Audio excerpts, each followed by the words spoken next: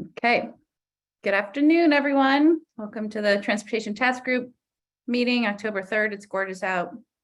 Happy Monday. I'm Johanna Miller and see a lot of familiar faces and one new face, although I don't see your face yet. Devin, we understand that you are joining us. Hi, Devin. Hey there, happy to be here. Great to have you. We know that Chris Campany has had to pull back a little bit, but he gave you rave reviews, bringing all your transportation knowledge into this conversation. So we are really excited to have you join the conversation today. Well, that might be an overstatement, but I will do my best. Do we want to just give a quick round of introductions? Does that? Great. Well, I'll start. Devin, I'm Johanna Miller. I work for the Vermont Natural Resources Council, and I'm the House appointed rep representing the environmental seat representative, which is very important, not monolithic role. So nice to meet you. And I'm helping to co-lead this transportation task group conversation, and I'll turn it over to Jared. Thanks, Joey. Hey, Devin. Hey, everybody. My name is Jared Duvall, and I serve as Executive Director of Energy Action Network, which Devin, you may know, is both a network of members committed to meeting Vermont's emissions reduction requirements and energy goals, and also is a nonprofit that does independent tracking and analysis related to meeting those requirements and goals on the energy side. So I was appointed to the council to represent a Vermont-based organization with expertise in energy and data analysis, and so am doing that and serve on both the cross-sector mitigation subcommittee and the science and data subcommittee of the council. So really nice to meet you. And I'll pass it over to Jane is next on my screen. Hi, Devin. Jane Lazarchuk. I work at the Agency of Natural Resources and had been helping stand up the Global Warming Solutions Act and working closely with the council to develop the first climate action plan, and now am transitioning in A&R to stand up our climate action office with a host of other people on this call today. So help direct that work and have been staying involved in the transportation space since it's a really important space with more work to come and trying to stay connected in that. I'll pass it to Colin since he's next and part of the climate office team in A&R. Thanks, Jane. Yeah, Colin Smythe from the Agency of Natural Resources and currently in the air quality division, but transferring over to the climate office. And I do the greenhouse gas inventory for the state and been involved in a lot of transportation modeling and related emissions inventory things. So nice to meet you. Let me see. I'll pass it to Andrea. Hi, Devin. I'm Andrea Wright. I'm the Environmental Policy Manager at VTrans. And in that capacity, I serve on both the Cross-Sector Mitigation Subcommittee and the Rural Resilience Subcommittee. I'll pass it to Megan, I guess. Hi, Devin. I'm Megan O'Toole. I am also at the Department of Environmental Conservation, and I'm the Climate Change Mitigation Coordinator and soon to be transferring into the climate office with the rest of the folks. Nice to meet you. Megan, we can't see you if you wanted to show your lovely face. I know. I'm on the couch because I have COVID, so I didn't want to turn my camera on. So I'm taking it easy. Okay, Sorry. fair enough. Well, sorry to hear. Okay. Brian, do you want to take over? Sure, Brian Woods. I'm just going to say I'm a member of the climate office and go with that. I was part of our. If we say it, we'll manifest the transition sooner. Fake it till you make it. Yeah, if we say it, yeah, people will believe it. I was part of the state team that worked on the Transportation and Climate Initiative program with Colin and Megan and a few other folks. So we went really deep into that kind of an approach towards managing the state's transportation emissions on a regional level. And that's the most relevant experience that I bring to this group, plus a lot of other things I won't get into now. And I think that leaves my esteemed friend and colleague from the Public Service Department, Mr. Peacock. Hi, Devin. I'm Philip Peacock, Department of Public Service. I work on electric grid flexibility and EVs. So good to see you. And Devin, besides the intro that we got from Chris Campany, do you want to just give us a little quick intro to you? Good to have you Yeah, here. thank you all for the warm welcome. So Devin Neary, I'm with Rutland Regional Planning Commission. I recently was promoted from transportation planner to executive director. So I'm sort of here through the RPC role and through VAP to help in any way that I can, and really looking forward to the conversation. And Jared, I just read the EAN newsletter pamphlet. It's so well done and really beautiful graphics and design. So thank you. Certainly got a lot of work to do. Excellent. Well, thanks, Devin. Thanks, everyone. So this was this is our sort of standing and my thoughts on an agenda for today's conversation. And I didn't know if people thought it would be helpful if we wanted to also, if time allowed, have a couple of reflections on the marginal abatement cost curve presentation. If there's anything to say about that, we could put that on the table. But let's start first maybe with going through my suggested agenda. And is there anything else that people do want to cover today? And does anyone have any time constraints? So if we wanted to reorder the presentation and ideally not hold this for too long on this absolutely glorious day. Okay. I hate to say it, but first meeting, I do have to bail a little early, but I will stay along as I can. Okay, like 4:30? Like 4:15. Okay. I'll have to bail. Well, let's try to be efficient. Jane, what were you going to offer? I have to transition home starting at 4:30 today too, to relieve Peter for something. Okay.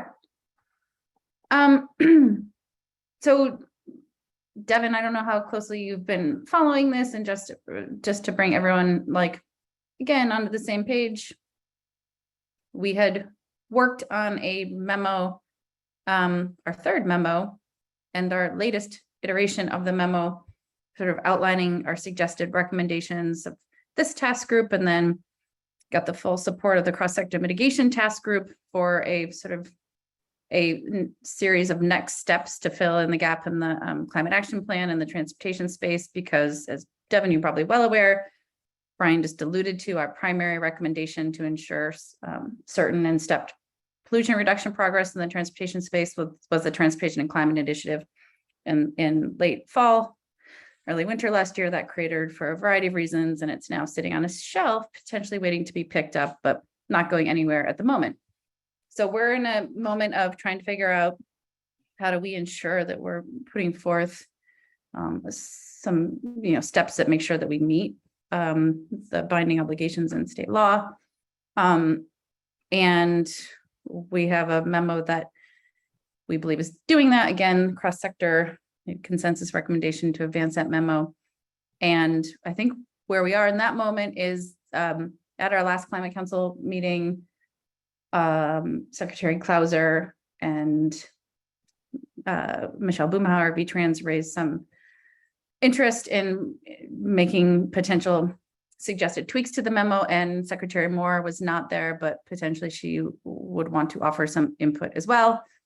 And I think, for the last few weeks, we've been trying to just get a sense of what that more concrete input is. And I don't know if there's any update from Andrea or Jane or anyone else who's had a conversation with those three folks. I'm here, you guys. Sorry about my video being off because I'm still having problems. It seems worse with the Zoom that it glitches. So hopefully you can hear me. I can hear you. Okay. I don't have a productive update, unfortunately. I think it's probably no surprise that the issue or the concern they have is around the policy recommendation. And they aren't going to be able to meet on it until sometime next week to be able to get comments back. And that's really all I know. So it's not very timely, or like I said, productive at this point, but hopefully once they get the comments back, it will be.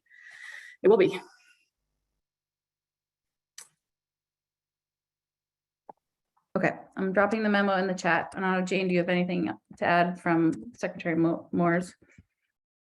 Or no? Nope, that was the, Julie hopped on a call this morning with Michelle and Secretary Flynn and Andrea, and was able to comment on what Andrea just said. And she had already told me that last week. And now the hope is that the larger administration crew was going to get together next week to discuss suggested edits or revisions. Okay. I mean, ideally, I mean, if so there's not going to be any action at this at the October 17th meeting. This is a November conversation. Okay. All right. So the sooner the better would be great. Thanks for the update and thanks for the nudging, and look forward to getting their input. And if we can be helpful, if they have any questions from us or if they want to have a conversation about it, and my guess is too, other members of the cross-sector mitigation team would probably be willing or interested in joining if we can be helpful. So I will just flag for maybe as for Jared as a steering committee member, we are going to have sort of a robust conversation at the steering committee meeting this week about sort of process, and then of course the agenda for the October meeting, and just encourage you and other counselors to continue to sort of think about how you want the conversation to unfold with the council, because you know, it's really up to the steering committee to drive those agendas and processes. And so just ask that you do that if you want something, if you want it to play out differently, then not bring it up until November.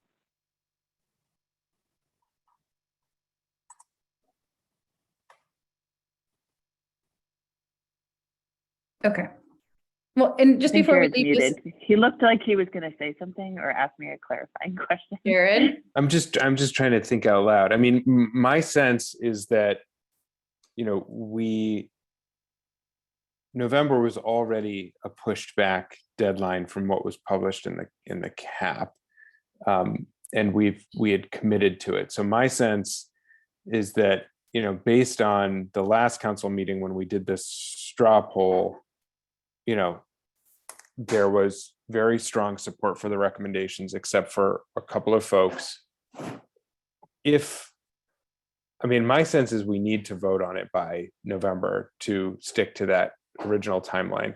So if what they want to bring forward are very minor changes that can just that are going to be non-substantive, non-controversial, then I think it's fine to delay that till kind of final adoption until November. I do think that if they have substantive concerns or considerations, waiting to bring those up until November is likely going to have to lead to it just coming to a vote rather than being able to achieve consensus. And so if we want to be able to not be put in that situation, you know, I think the sooner we can know what those concerns are, the better. My hope is that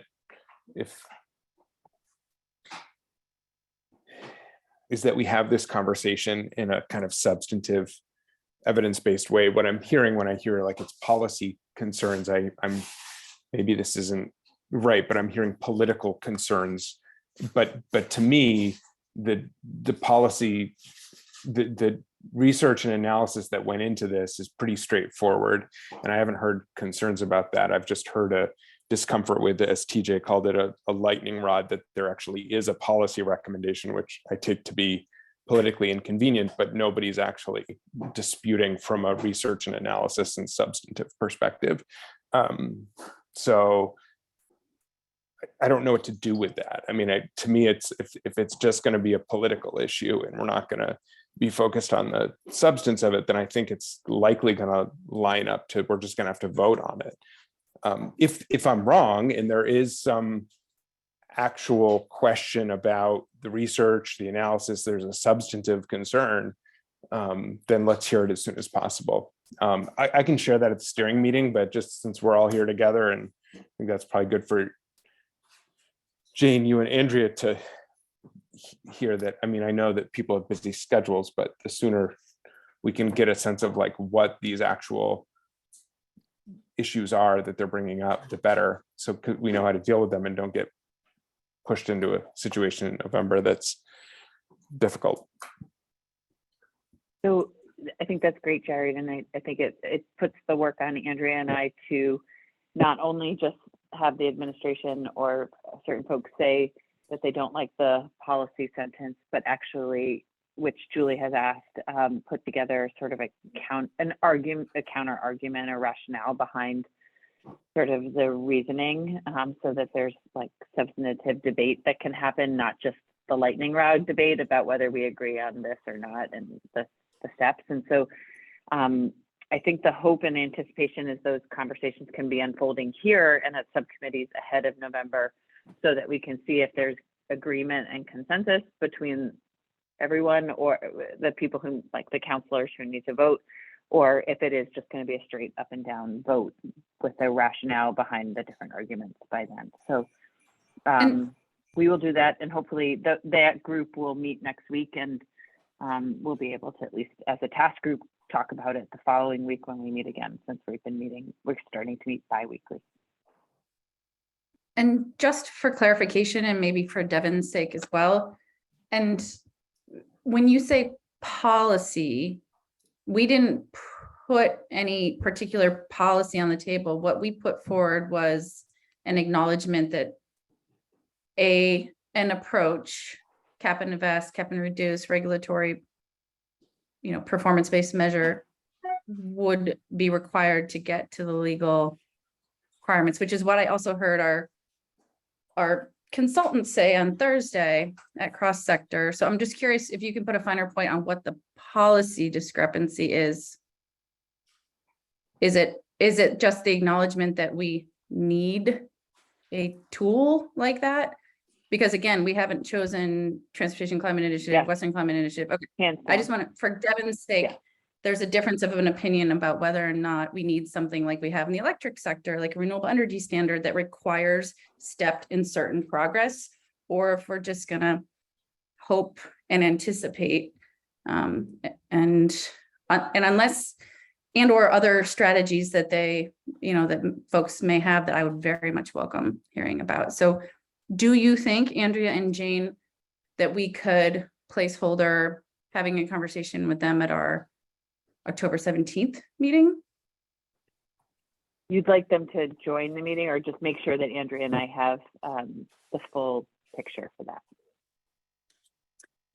Whatever you a think, better to Jared's anticipation. point.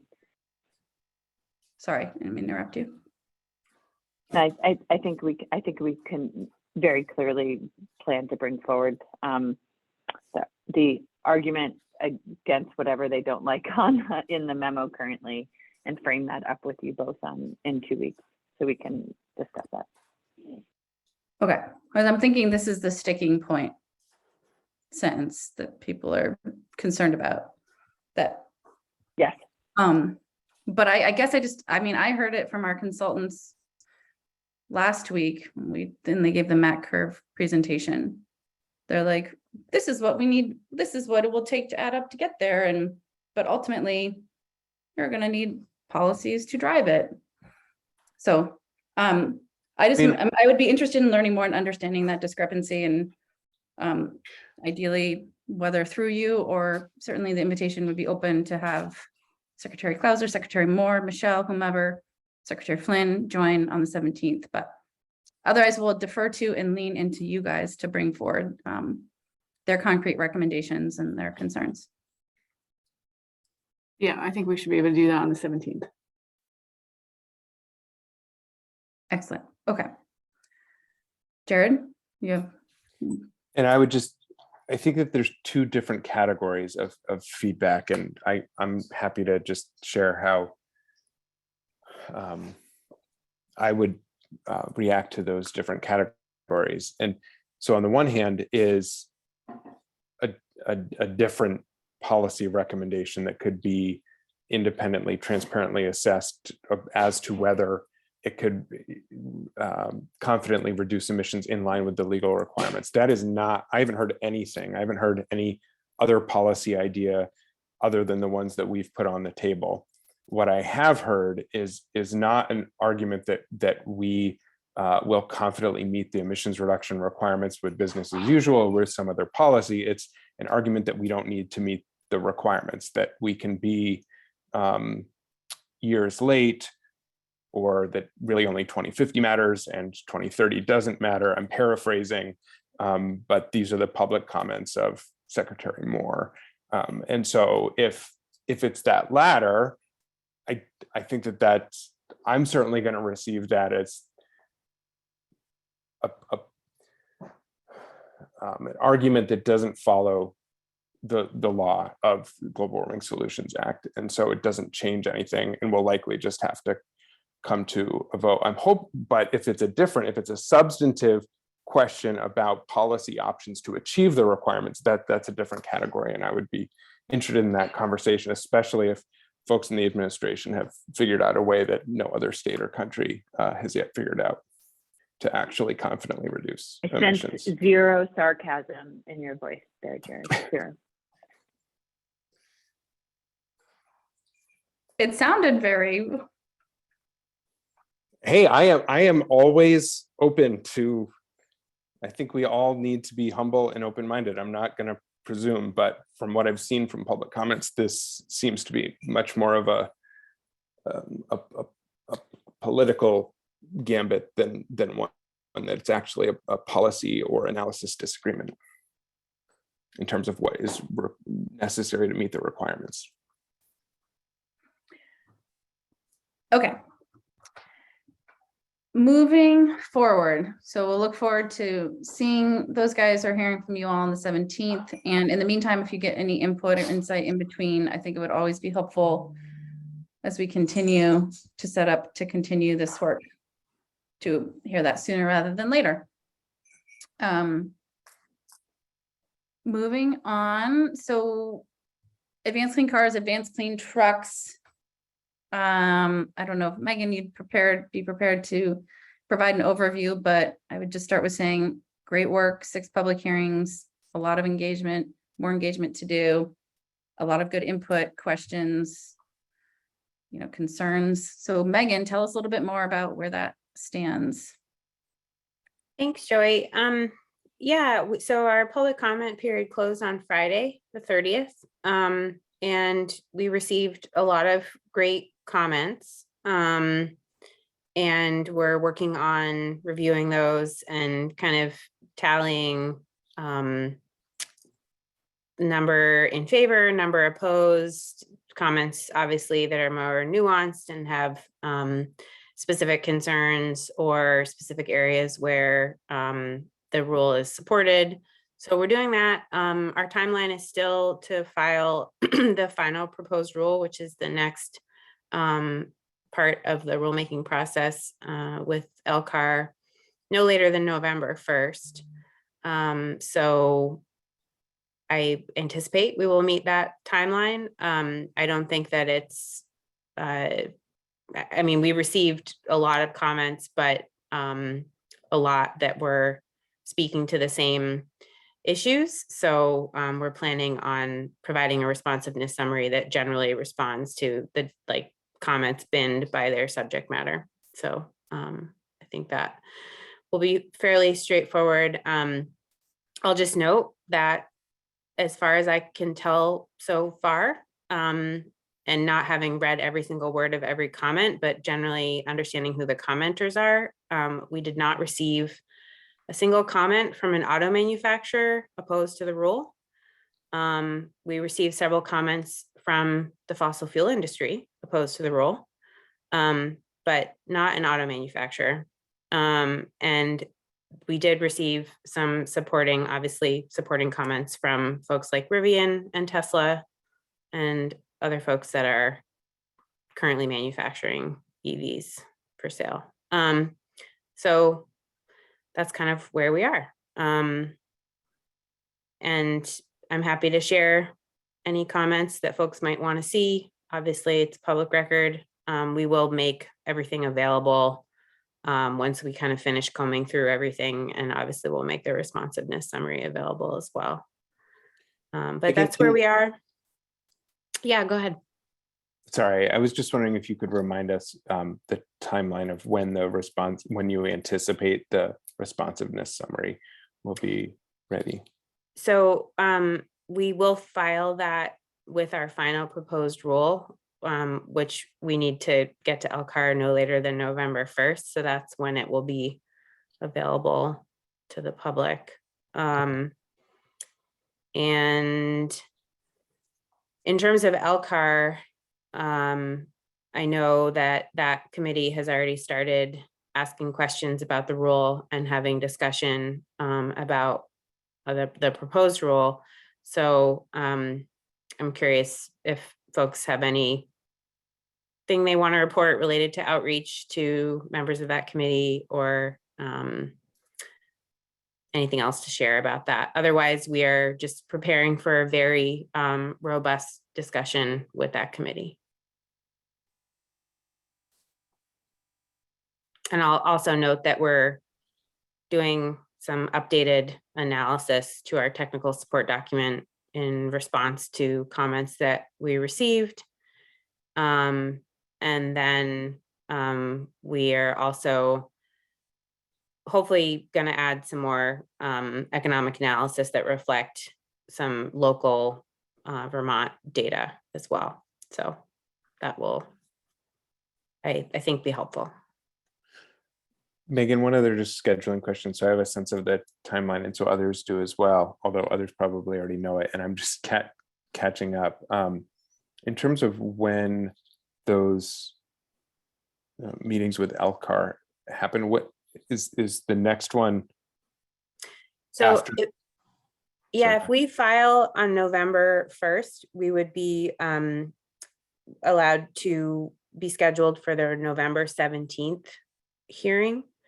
And assuming that they approve the rule at that hearing, we will be able to file the adopted rule with the Secretary of State in advance of the December 1st deadline in the GWSA.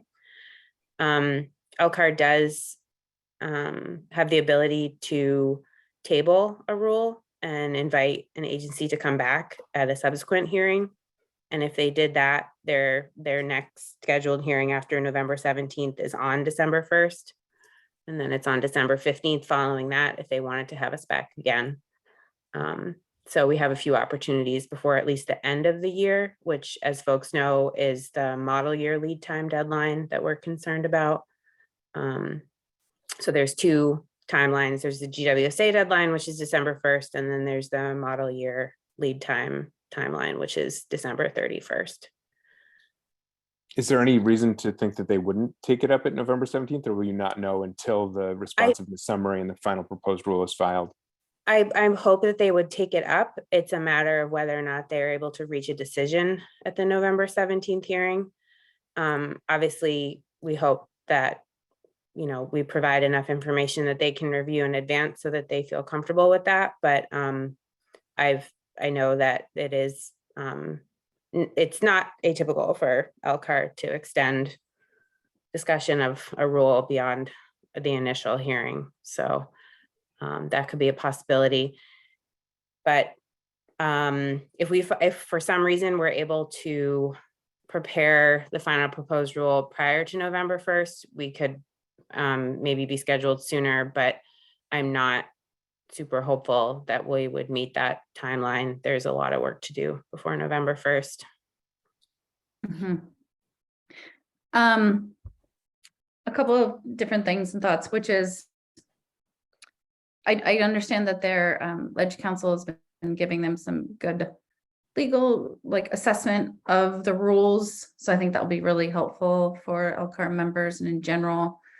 I think we could make ourselves available to answer any questions. I certainly will aim to try. And one thing, Gina's not here, unfortunately, but I do wonder about either maybe we could just send a letter from Gina and I as transportation task group co-chairs, or maybe from cross sector. I don't know how that would work.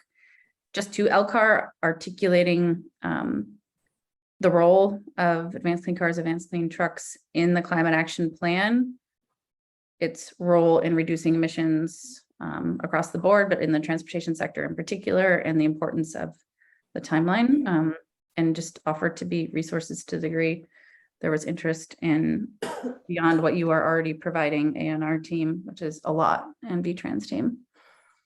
So Yeah, I think that sounds great, Joey. And I know you did something similar in the ICAR process, so Yeah. I really appreciate that.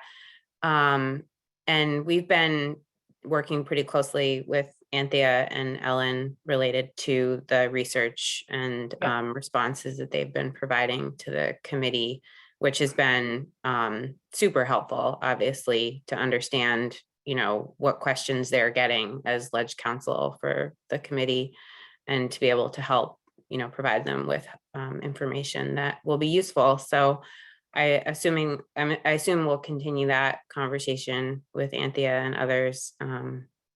So yeah, there was, I guess Senator Benning, who's a member of LCAR, had circulated some information related to an objection that LCAR certified against a amendment to the zero emission vehicle rule in 2001, when ANR sought to amend that rule. And so that generated kind of a lot of questions about just the rule process and the, you know, reason for the objection, and just some of the legislative history there. So I think hopefully we resolved all of that and it was helpful, but unfortunately that kind of made the conversation, I think, a little bit more weedy and maybe got slightly off topic. So we're hoping that we can kind of like refocus on the rule and understand what, you know, questions they might have relevant to what we're proposing today. So. Okay, well, that is really helpful. So maybe I will work with Gina to send a letter from the task group co-chairs, as we did to ICAR, just to articulate the importance of this rule and offer ourselves up as resources. Unless folks have any concerns or about that.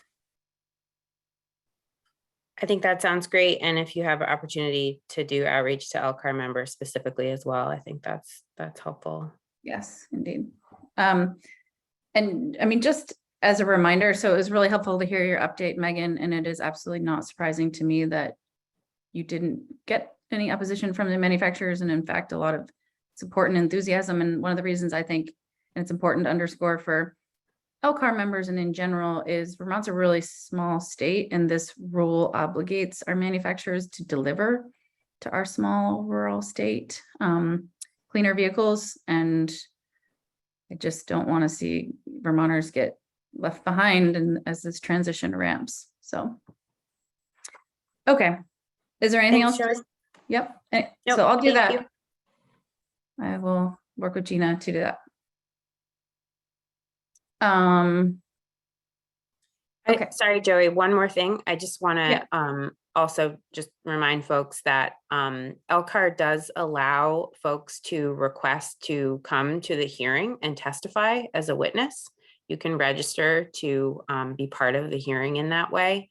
And I can't recall off the top of my head the notice that you have to provide to the committee. I think it might be maybe 2 days or something, but you can do that. And you can file comments directly with LCAR. Obviously, that's what you just proposed, but I just wanted to say, like, verbal comments, I believe, are also accepted at the hearing. That's great. Thank you. Jared, if you're you're muted. I think one of the interesting things here is that most anything that I would want to be sure that they know about is in the supporting documents that ANR has already put together. And it gets to this kind of, you know, interesting kind of, you know, where does the Climate Council begin and then where does, you know, A&R in the climate office begin and end. But to me, it feels like the most important thing to reiterate. It doesn't feel like it's new information, and I feel like A&R is speaking on the council's behalf in terms of the supporting documents, but is, that it is a recommendation in the CAP, that it is vitally necessary for these rules to move forward to achieve significant emissions reductions. And it is actually, as modeled, the only remaining recommendation that would have a significant emissions reduction impact. And so just in terms of, it feels like the most appropriate thing for us to say is not anything different, but is just an underlining and a repeating that this is a CAP recommendation, that it's necessary, and that to comply with the Global Warming Solutions Act, and certainly alone is in no way sufficient, but without it, it would likely be impossible, or near impossible to meet the requirements.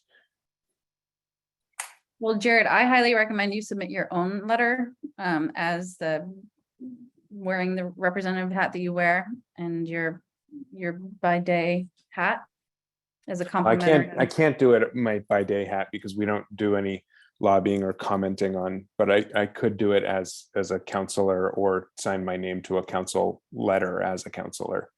So I don't know whether it's worth doing separately or just weaving those points into what you're planning, Joey. Sure, happy to coordinate offline. Let's do it. Okay, moving on. Unless any lingering questions, comments, anyone else on that topic? Andrew, I know you're having like super sketchy connection, but then there may not be anything to say anyway, but just standing agenda item, any updates on the carbon reduction strategy? Not really a great, much to report on. We have another technical advisory committee meeting next week, where we're going to be getting more into the methodology that they're going to use to analyze our programs. And so that's it. Moving along. We're on Cambridge Systematics. Yeah. Excellent. And Devin, just as a heads up, and I will let Andrea fill in the blanks with her limited service or others if I describe this inaccurately, but the Infrastructure and Jobs Act requires state transportation agencies to put together a carbon reduction plan and strategy, and VTrans is putting its two-part plan together right now, consulting with Cambridge Systematics. And the first part is looking at existing state programs, their efficacy, and how to optimize existing revenues and programs. And then secondly, commencing, I guess, next summer, fall, a look at different strategies to reduce pollution in the transportation sector. So another analysis of different ways to approach carbon pollution reduction emissions via regulatory or policy approaches. So just to make sure when we talk CRS, that's an acronym for carbon reduction strategy. And that's Andrea's bailiwick in VTrans. Really? Okay. So, I mean, lastly, unless we do want to talk about the marginal abatement cost curve. So again, the Climate Council has opportunity to put forward, through different subcommittees, recommendations for use of, good call. Or it's the CRP, the carbon reduction plan. And can I just tell you something? When we first moved the Global Warming Solutions Act, I thought it would be fun to develop a carbon reduction action plan. Otherwise, no. I thought it would be a really fun, I don't know, come on. Carbon reduction action plan. Lots of acronyms, have a little fun in your day. Come on, people. Okay. So on the budget, though, 240-ish million of revenue surplus in the general fund. So subcommittee's been invited to offer recommendations for how the state, to the governor for how he might recommend appropriating some of those resources. Each of the subcommittees have had those conversations in our meeting last week at cross sector. There were some ideas on the table, but no tangible dollar amounts and not a lot of certainty about any shared suggested approach recommendations coming out of cross sector. Before the October 7th deadline, which is rapidly approaching, is there anything? Thanks, Devin. Nice to have you here.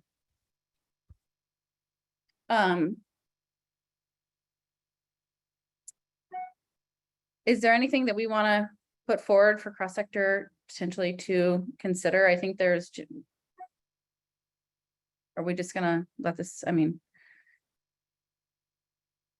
it seems like cross sector has not developed a very cogent set of recommended asks.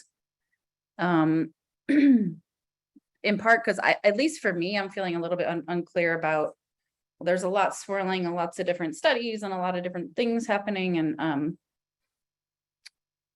I am not a lot of clarity around shared prioritized recommendations. Do we want to fill that gap? I'm asking you find people and maybe not state agency staff, because I know you're in although that's, dear Lord, it's just you and me, Jared. I mean, I think that when I think about this, I'm thinking about two things. One is what is necessary to finish making the unfinished recommendations in the Climate Action Plan and what's necessary to comply with the Global Warming Solutions Act. And I think that the other lens is what needs to be identified now so we don't hit a stopping point or a gap in funding around kind of research analysis projects, work that needs to continue in 2023 and 2024 that might otherwise get held up or stopped if money's not put in this next budget, which, I just feel like there's a lot of uncertainty around a number of these projects, and I would defer to Jane and Megan and others in the climate office and across state government in terms of, the timelines and funds available for some of these products that are really important to finish out the cap or to the initial cap or to comply with the GWSA, and how much of that is kind of in the agency budget versus how much needs to be supplemental. Like, I think, for instance, when we were talking, Colin and Megan and I earlier today about science and data, we were saying we don't want to get to a point where the life cycle analysis has to stop because there's not additional funds to finish off additional life cycle analysis so that we can get to that supplemental inventory. And I think this, so to me, the categories that come up for cross sector are, what do we anticipate the timing and status and potential additional funds to be for some of our key priorities, whether that is, on the transportation side, the thermal side, or on, and then that biomass task group seems like it sits in a in-between place. So it's not clear where that would live in terms of a subcommittee recommendation, lifting whatever that next step is up for that, since it's connected to many different subcommittees. So that would be the question I would ask. I'm not coming with saying an idea saying this needs to be funded at this amount, but I feel like those are the two lenses that I'm thinking of. Sorry, another comment I'll just say is, just from in our perspective. And Jane, we can't hear you because I think. Oh. Can you hear me now? Yeah, I think because you're leaning on your earbud. I was leaning on him. Jared, I thought you were going to say this, and maybe you meant this, and I'm hearing it different. But one of the things you've talked about program implementation too, and was just going to highlight clearly that in our one-time funding ask for A&R for the climate office, we've asked for some, one-time funds associated with specific technical analyses. And then we've also asked for some discrete one-time funding to actually support program implementation. And specifically, we've asked for, and this will be clear when we can put out what A&R has asked for. So it's funny to talk about it in vagaries, but just we've asked for some discrete one-time funding associated with actually specific program, low-hanging fruit to drive emissions reductions down through actual programs on the ground. So, and I imagine AOT and others are actually, asking for one-time funding to put more dollars to EV incentives or electric bike incentives. So those I have been surprised. I think that in rural resilience and a little bit in ag and eco, there have been some specific implementation of actions that are being asked for from the one-time funding, but cross-sector hasn't really talked about that in great detail. I guess part of that is I had understood that this exercise was only to be about funds for the ongoing work of the council, not implementation of the climate action plan, with the understanding that the funds related to implementation of the climate action plan need to either happen through the agencies or be connected to bills that the legislature would pass to create and advance those programs, rather than kind of supplemental funding to climate council, GWSA, A&R climate office. I don't know what bucket is the right bucket set of funds. That sounded like the very kind of clear lines that at least Secretary Clauser was painting in terms of the recommendations being amenable to the administration being able to be worked into this budget process. I think I'll drop in the chat if I can find it, but one of the buckets is implementation that the council gave. The ask for one-time funding, one of the buckets was actual implementation of the cap. Maybe that's, I'll find that, because I think it went probably to you, Jared, but only as a co-chair. It didn't, that guidance that came out after the last council meeting. Well, if that's the case, then there should be funding to create and staff clean heat standard and a vehicle efficiency price adjustment program. Not staff. Not staffing. Staffing is a different bucket.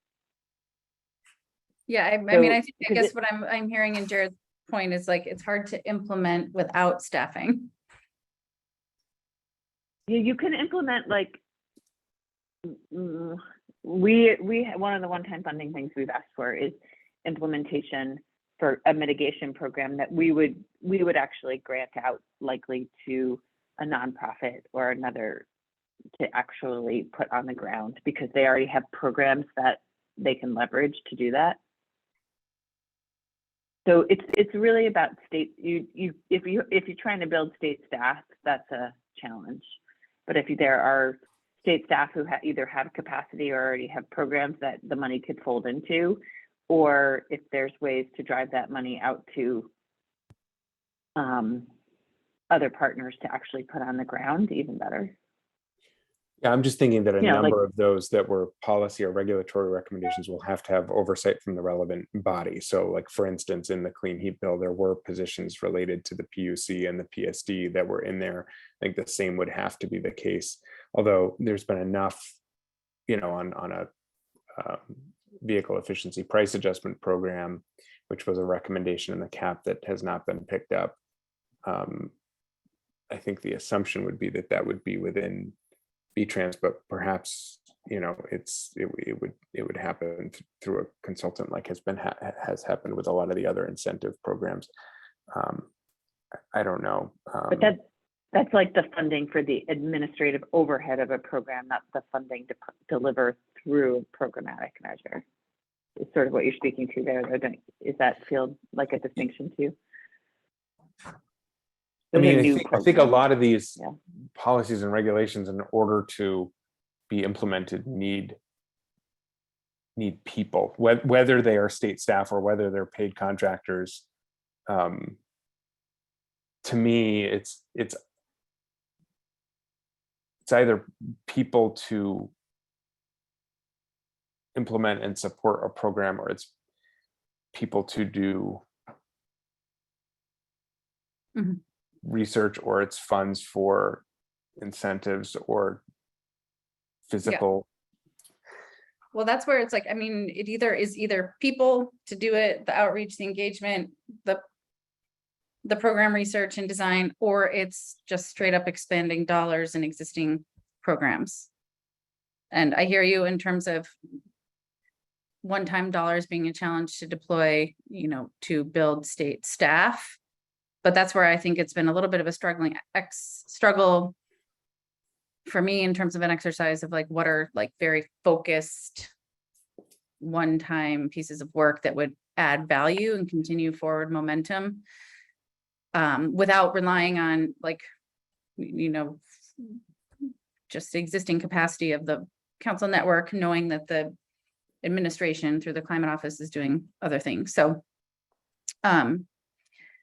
anyway, I will be very curious what others come up with. I mean, I had thought we wanted to sink money into like a more robust accounting program, which it sounds like you guys are doing anyway, which is great. So like, what are those tangible things? And I don't know if we're just completely, it feels like it's an opportunity and potentially a missed opportunity, but I'm struggling with a concrete ask that threads the needle when I fundamentally think we need a lot of capacity to do this work. And I also think that we need capacity to lend some cohesion to the Climate Council and the support that you and Mary and Jane have lent. And I think we're going to be swimming in a little bit more of, without that kind of support. So I mean, I would at the like to see risk us invest there. Go ahead. at the risk of going back to the previous conversation about just disagreements over policy recommendations, I think the challenge here is that I think there are some folks who think of implementing the climate action plan as like, how much does it cost in terms of public investment? Whereas many of these policy recommendations that we're going to deliver the largest emissions reductions, whether it is Advanced Clean Cars to Advanced Clean Trucks, whether it's a cap and invest program, whether it's Clean Heat Standard Performance Standard program, they're all market-based programs that put that responsibility either on manufacturers or on fossil fuel importers. So there's very little public investment, public revenue required to go into them. And so I think there are some people who think it's this simple. I'm not saying anybody on this call, but I've seen this some analysis where people will say, well, how much is it going to cost the government to invest to meet these climate? And I think that was never the approach that the council took, and that most states and countries have taken. It's to use technology forcing regulation and to use market-based programs, whether performance standards or cap and invest, cap and reduce. And in that scenario, the only revenue that's required is to stand up and manage the program. But the emissions reductions are happening at the manufacturer level and in the marketplace. It's not like you're paying for each one of those in public dollars. And so I think that's where the rubber hits the road, right? Like, in order to achieve the cap, we need to pass policies and regulations. It's not about just delivering a budget with, A to Z programs that fully funded would meet the cap. You can't do it without passing policies that don't actually have an impact on, you can't do it without policies and regulations, many of which don't actually have a big impact on the budget, which would presumably be something that would be welcome, but has not been. So always. a couple comments. I think that it's really good to remember that, Jared. I totally agree. And I think obviously someone pays for them, the cost, and that's the question that And Governor someone keeps saves from asking and them. others. And that's what our Totally economic agree. analysis shows. But I just, my point was more to make a comment that I think it's important not to lose sight that administrative capacity for the programs that you're speaking to in state government is actually harder than you think to come by. Under a Republican, Democrat, anybody, new positions in state government are not easy. So just, I totally appreciate what you're saying, but just don't want to minimize that back end administrative capacity too. And my final comment is totally agree with everything you just said, that we need bold policy and action at this other level, but just didn't want to lose sight that there are smaller programmatic levers that we can pull with manageable amounts of funding that do make progress on the cap also. Not huge progress like the policies initiatives, but there are discrete measures in the cap where $1 to $2 million of added capacity can make big differences. And that's what I think this kind of budget exercise where that could be helpful.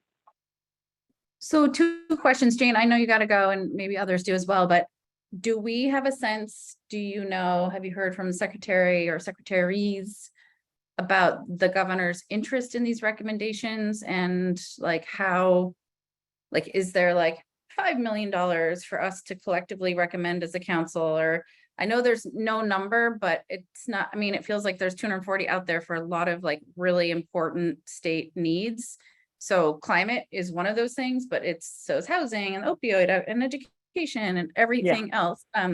So if there are, and were we asked, so I'm just trying to get a like your feel for the pulse of like how welcome these are and how like, and or is there, are we just like we did for the recommendations in the climate action plan, is there a screen through which the climate council is going to be recommending, assessing which of these priorities bubbling up from the subcommittees? Because we did our, you know, are the 5, you know, sort of the lens through which we laid all of our recommendations. Are we doing that, or should we be thinking about that? I met with David Plum today ahead of the steering committee meeting on Wednesday of this week. And still trying to sort of figure out process, I'll just say, around process for the council, because I'm trying not to do it as much anymore, but yet there's no clear guidance or process for someone else to pick it up. So we have a steering committee meeting now on Wednesday that we scheduled at A&R because there was no steering committee meeting ahead of the council meeting. So we had no agenda for the council meeting.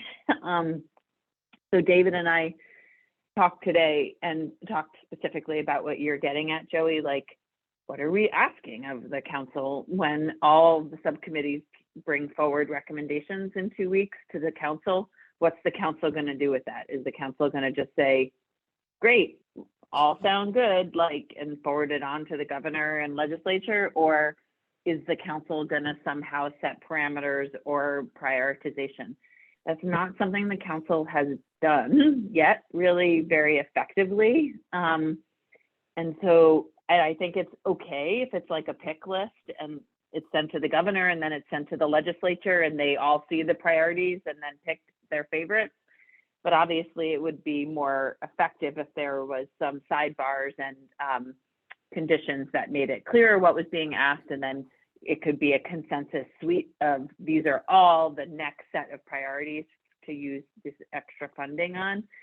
So David and I started to talk about how to frame that up with the steering committee, but that's really, like, in my mind, the steering committee has to be that driving force for the council, because it's not an administrative exercise. Like, we're going for our own budget requests over here, and many of those will overlap with what the climate council wants, but trying to figure out like process for the council is going to have to fall really with the steering committee in my mind. And hopefully David is good at asking the right questions to help drive the steering committee to get to a place that feels helpful for the council. But Jared, you're on the steering committee too. So if you have any feedback, or it's good for you to hear that, I think so too. And we've been starting to sort of work the steering committee into different things now as a backstop for the council in a way that I'm hoping will feel helpful. Like, the facilitation RFP, I was saying this to you, I think last week, Joey, and public engagement RFP, we're trying to make it so that there's a fair process for how we deploy services through that contract, rather than like biomass gets it and transportation doesn't for a number of reasons. So we were like, have been setting the steering committee up as the group that will help prioritize resources in that space. But it's asking a lot of the steering committee in a way that, I know, Jared, like you were on sabbatical this summer, but we tried to do some more process-based conversation with the steering committee to tee up for like not only budget conversation this fall, but also legislative priorities with the council this fall. And it's been hard to get anybody to talk about process in an effective way for the council, I think. And it's just, if people have ideas, I'm sort of saying all this because if you all as counselors have ideas on how to do it better, would love to know and hear from you all. That wasn't, I'm not sure if that answered your question or it was just a ramble back, but hopefully that was helpful. I mean, I'll just say briefly that one of the things I'm planning to bring up at the steering meeting, which I know is a concern of many counselors, is the need for the council and to have staff capacity. Because if I look at any other state organization, and there's lots of different comparison points, but like one that I served on that I think is in some ways comparable is the Working Lands Enterprise Board, where you had representatives who had all this expertise and experience from different sectors. The only way that worked is because the Agency of Agriculture, Food and Markets was committed to staffing and supporting the Working Lands Board. Other boards that are smaller and more professional pick members and appoint them, and it's their job. We're in this in-between space where the council is composed of volunteers who have, for the most part, day jobs, and are saying we're creating a climate office, which is related to the goals, the requirements and goals of the emissions reduction requirements and other goals of the Global Warming Solutions Act, but is not designed to support and coordinate the council. So I think we're in danger of being in this like messy in-between space where in order for things to work efficiently and productively, there needs to be staff, people who can devote their full focus. And, like most of us who are counselors, this is an add-on to our full-time day jobs. And so like unless we figure out that, then we're going to be set up for a really difficult dynamic for the council, in which it has responsibilities and authorities, but not the way to meet it. Yeah. I agree. And it's kind of a predicament. It's in part because, the Global Warming Solutions Act came to be because we'd had these goals on the books for a real long time, and we punted, and we needed oomph to move Vermonters off of imported fossil fuels, which are terrible for their pocketbooks and the planet. So now we have that, and it needs some capacity if it's going to operate well outside of state government. And I think that ANR clearly with the climate office will be an important intermediary, but I think there will need to be additional support to continue to move this forward. So maybe that's a separate recommendation. I hope it comes up in the steering committee, and thank you, Jared, and others who are on the steering committee for figuring out how to do this with the constraints that we have. I look forward to participating. I'll hope to join. In the meantime, just circling back to, is there any concrete, clear recommendation that we think we would want to lift again to put forward to cross-sector to consider to lift up? And October 7th, is that just an arbitrary deadline, or is this, do we ultimately just need to have something by October 17th or a few days before? all the budget memos are going to the council by, I think we said that, I have to look at the email, but I think it said October 7th was the due date for them. I'll look right now, just so I can speak clearly. That'd be great. So,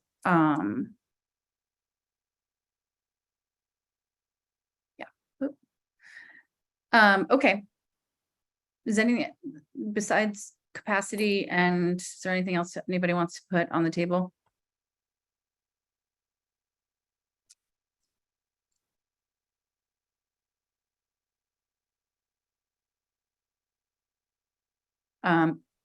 Okay. Oh, then I have the, let me give you the email. I'll tell you real quick. So yeah, the 4 buckets for requests should be by specifically under public engagement and outreach, analyses with respect to individual elements of the CAP, general organizing support, or implementation. Key pieces that haven't already been picked up by state agencies. No need for comprehensive analysis, but if anything's jumping out, it said, I can forward this email to you guys. It only went to co-chairs to use. Provide explicit prioritization was an ask. And it's supposed to prioritize the ideas you put forward, and it's supposed to be finished by October 7th, the subcommittees as a whole, and that all materials would be posted by October 10th for the council. Okay. I guess I did not have that level of clarity. So yes, if you don't mind sending that to us, Jane, that'd be real helpful. One thought I have, I know in the thermal space and certainly in the transportation space, VTrans has hired Cambridge Systematics to keep a line of communication.